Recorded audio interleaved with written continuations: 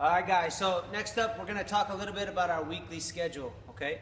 So we've kind of got the 6 or 8 or 12 week view where we got some big broad goals, okay? Now we kind of have to start coordinating with our skill training because, guys, skill training is absolutely number one, okay? Improving your skill set as a wrestler or jiu-jitsu guy or boxer or MMA or whatever, skill takes the priority, okay? So what I typically do with all my guys when they start is, okay, cool.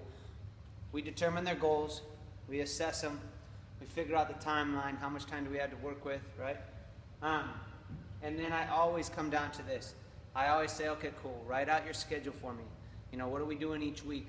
Are we, you know, when are we doing jiu-jitsu? When are we doing boxing? If we're doing MMA, like, what are the intensities? When do you spar? When do you roll live, etc.?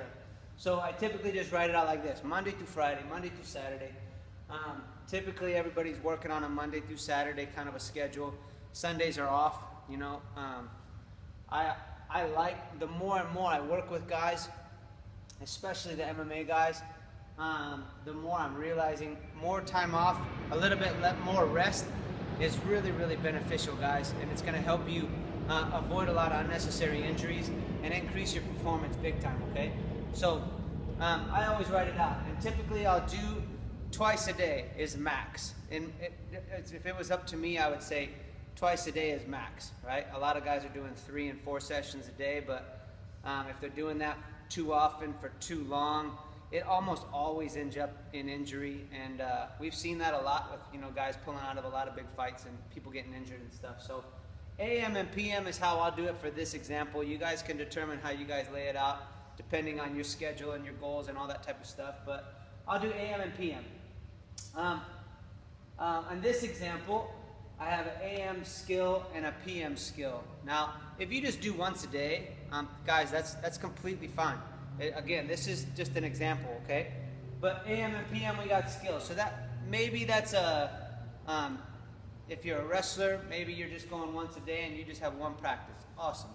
If you're an MMA guy and you have multiple skill sets, you know, then you might have to be able to practice more often. So this might be a start off in the jiu-jitsu in the morning, and then maybe in the evening you're doing some kind of wrestling or stand-up style skill. But for right now, we'll just use the word skill, okay? So that determines whatever it is for you.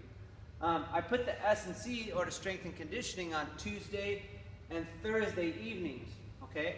And then also on Saturday morning. Now, I'll typically, if I can, I like to have the strength and conditioning after the skill portion, because I don't want to really have guys come in, do a lot of strength and conditioning work, send them off to the skill, and then have their MMA or their skill coach get mad because they're all beat up and tired, okay? So if you can, put the strength and conditioning after the skill so that you're fresh for the skill session, okay? And then looking at the week, then what you're going to have to do is determine what are the skill coaches doing on those other days, okay?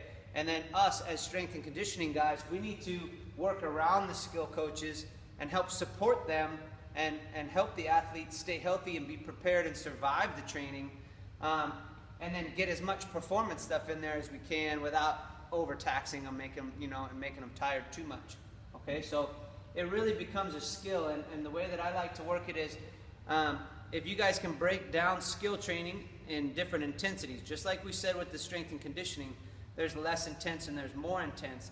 And if we can vary the intensity throughout the week, so if they were sparring Tuesday morning, this session at night might be a little less intense, okay?